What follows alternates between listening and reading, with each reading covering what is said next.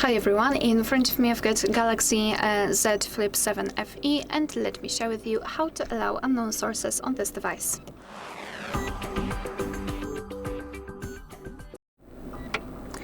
So let's begin with opening the settings, and here we have to scroll down to find the option Security and Privacy.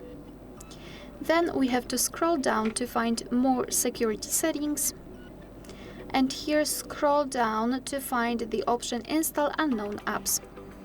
So right here we've got the list of apps which are allowed or not allowed to install some content, and let's pretend I'd like to download the app from Chrome. So just find it in the list and tap on this switcher.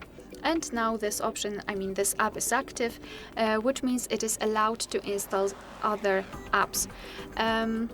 However, you have to be aware that you're doing it on your own responsibility, because some third-party apps aren't verified by the developers, so you may put your data and actually whole device at risk. So remember about that and choose the apps wisely.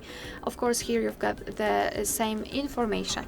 If you wish, you can simply deny, you can remove previously granted permission just by tapping on the switcher again.